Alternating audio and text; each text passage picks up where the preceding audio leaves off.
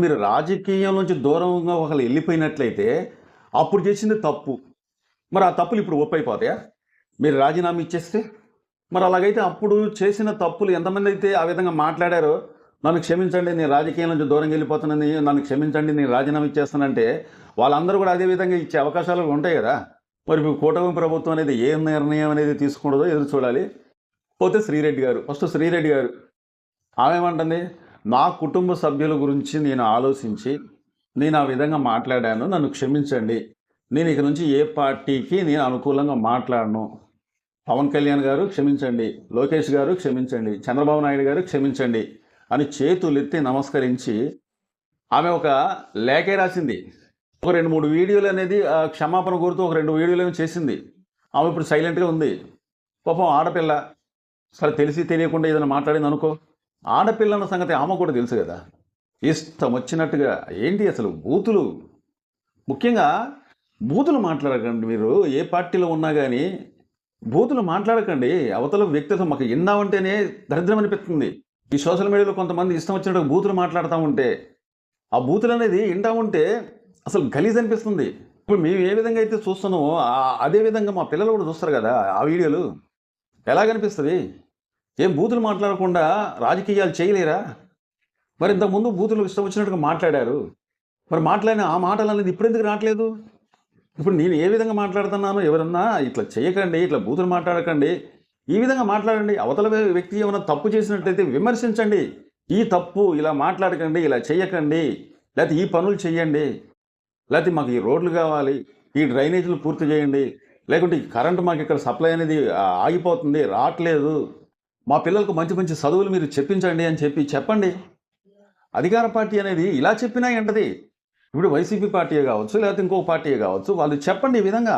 మరి ఇప్పుడు ఎందుకు రావట్లేదు బూతులు ఇంతకుముందు వచ్చినట్టుగా? ఇప్పుడు క్షమాపణలు చేయెత్తి నన్ను క్షమించండి అని చెప్పడం, మనప్పుడు నాలుగు గొరుకుతూ కాళ్ళు ఇలా ఎగరేస్తూ, సరే అదంటే ఆయనకు అలవాటు అనుకుందాం. ఇష్టం వచ్చినట్టుగా మాట్లాడితే అవతల పిల్లలు వాళ్ళు కుమిలి కుమిలి కుమిలి కుమిలి ఏడుస్తూ ఉంటారు. ఆ జ్ఞానం లేదా? మన పిల్లల్ని ఎవడైనా ఇష్టం వచ్చినట్టుగా మాట్లాడారు అనుకోండి, మన పిల్లలతో పాటు మన భార్యని ఏమైనా అన్నారనుకోండి, మనకి ఎలా అనిపిస్తుంది? మనకి కోపం రాదా? చీమనెత్తురున్న వాళ్ళకి కోపం అనేది రాదా? బాధ అనిపించదా? కళ్ళలో నీళ్ళు తిరిగిపోవా? సరే, ఆర్జీవి గారి విషయానికి వచ్చినట్లయితే ఇతనిది ఒక రూటు.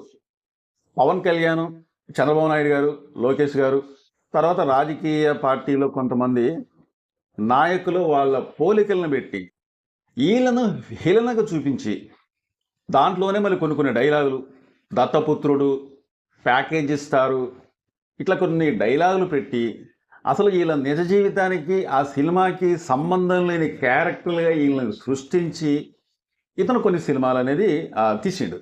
అతను ఇప్పుడు ఏమంటాడు, నేను ఇక నుంచి ఏ రాజకీయ పార్టీ గురించి మాట్లాడను అంటాడు. ఇదే మాట ఇంతకు ముందు చెప్పొచ్చు కదా, ఎలక్షన్ల ముందు చెప్పొచ్చుగా, లేకపోతే ఎలక్షన్ మన వైసీపీ పార్టీ అనేది 5 సంవత్సరాలు అధికారంలో ఉన్నప్పుడు అప్పుడే చెప్పొచ్చుగా. అంటే అప్పుడు చేసింది తప్పు, నేను ఇక నుంచి ఏ పార్టీ గురించి మాట్లాడను, నాకు పని లేదు, నా పని ఏదో నేను చేసుకుంటానని చెప్పి తోచినది తప్పు అయిపోయింది అని అంటే ఎట్లా కుదిరిద్ది? అంటే అప్పుడు చేసింది తప్పు అయితే అది ఇప్పుడు ఒప్పు అయిపోయిందా? ఆలోచించాలా. వీళ్ళు అర్థం చేసుకోవాల్సింది ఏంటంటే, ముఖ్యంగా కొంతమంది పెద్ద నాయకులు వీళ్ళను ముందాల పెట్టి, కొంతమంది ఇసంటి వాళ్ళని ముందాలను పెట్టి ఇష్టం వచ్చినట్టుగా మాట్లాడిపించి, పెద్ద పెద్ద నాయకులు మాత్రం ఈ విధంగా మాట్లాడరు.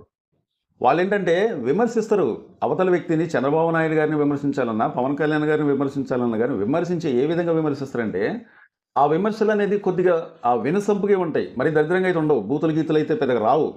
కానీ ఆర్జీవి గారు, ఇంతకుముందు మీరు డేరింగ్, డాషింగ్, నాకు తిరుగులే లేదు, నేను ఏం మాట్లాడితే అదే కరెక్టు అని చెప్పి ఇంతకుముందు చాలాసార్లు చాలా వీడియోలు చూసా. ఈ విధంగా మీరు జారుకుంటారని చెప్పి నేనైతే అనుకోలే. ఆర్జీవి గారి ఇంటర్వ్యూ నేను చాలా చూసా.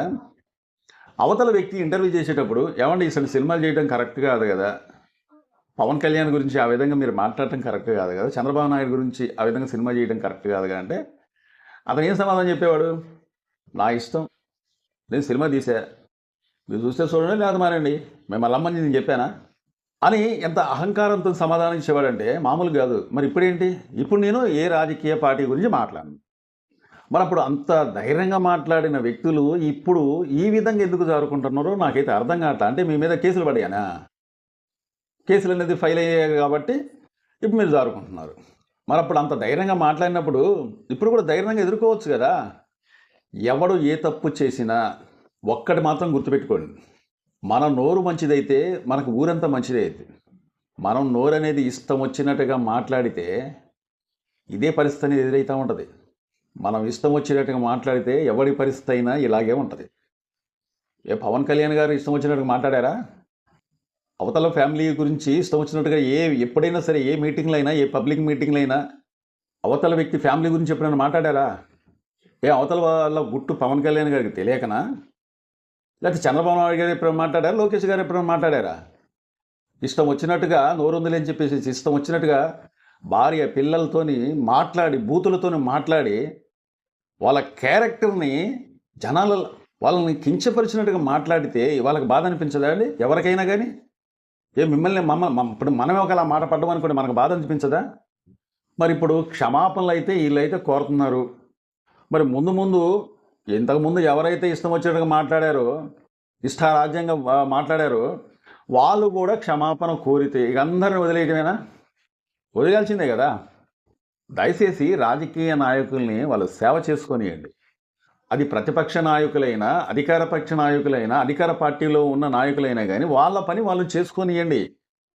వాళ్ళు ఏమైనా తప్పులు చేసినట్లయితే వాళ్ళని విమర్శించండి, చూద్దాం. ఇదండి పరిస్థితి. వీళ్ళైతే క్షమాపణలు కోరుతున్నారు. మాకు ఏ రాజకీయ పార్టీతో ఇక నుంచి మాకు సంబంధం లేదు, మా పనేదో మేము చేసుకోబోతాం, మమ్మల్ని క్షమించండి అని చెప్పి చేతులెత్తి అయితే మాత్రం వేడుకుంటున్నారు. చూద్దాం వీళ్ళని క్షమిస్తారా లేకపోతే వీళ్ళ మీద చర్య తీసుకుంటారా అనేది కొద్ది రోజులలో తేలబోతుంది. మనం అందరం చూస్తాం. మా వీడియో చాలామంది చూస్తున్నారు కానీ సబ్స్క్రైబ్ చేసుకోకుండా చూస్తున్నారండి. మీరు సబ్స్క్రైబ్ చేసుకున్నంత మాత్రం మీకు పోయేదేమీ లేదు, ₹1 కూడా ఖర్చు అయ్యేదేం కాదు. ఈ వీడియోపై ఒక లైక్ చేయండి, మీ అమూల్యమైన కామెంట్ని తెలపండి. మా వీడియో నచ్చితే సబ్స్క్రైబ్ చేయండి, మరో వీడియో కోసం ఎదురు చూడండి. Thank you.